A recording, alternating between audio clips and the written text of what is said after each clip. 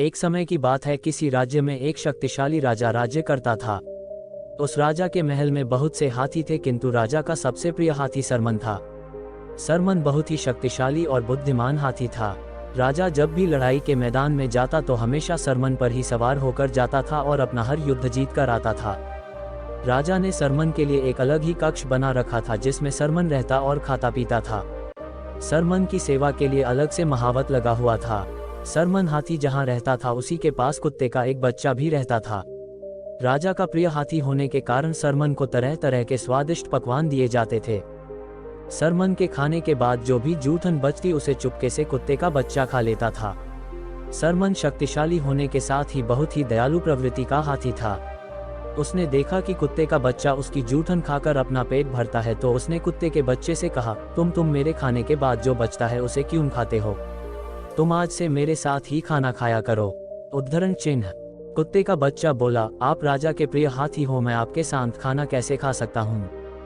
कुत्ते के बच्चे की बातें सुनकर सरमन हाथी बोला, एक काम करो, तुम मेरे मित्र बन जाओ, फिर तो हम दोनों साथ में बैठकर खाना खा सकते हैं। हाथी अकेला बोर होता था, उसने कुत्ते के बच्चे के साथ दोस्ती कर ली और दोनों साथ में खाना खाते और खेलते थे।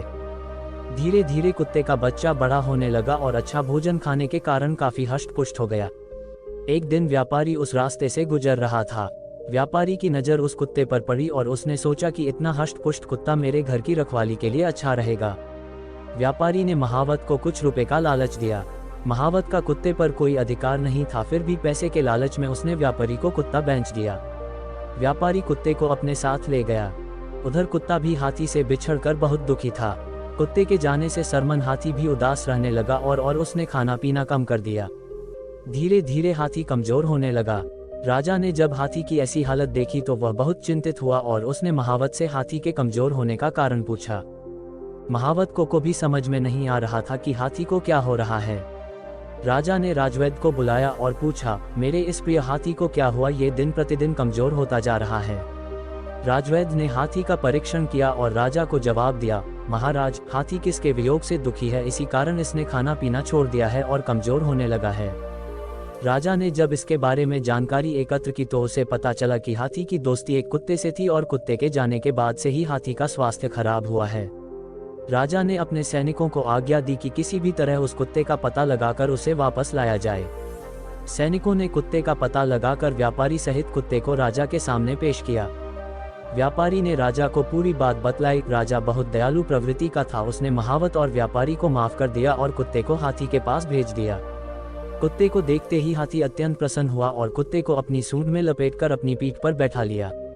हाथी से मिलकर कुत्ता भी फूला नहीं समा रहा था। कुत्ते के आते ही हाथी ने फिर से खाना शुरू कर दिया और पहले की तरह हष्ट पुष्ट और स्वस्थ हो गया। कहानी की शिक्षा। हाथी और कुत्ते की कहानी से हमें शिक्षा मिलती है कि दोस्ती में कोई बड़ा छोटा या अमीर गरीब नहीं होता। दोस्तों, कहानी पसंद आई है तो हमारे YouTube चैनल को जरूर सब्सक्राइब करें। धन्यवाद।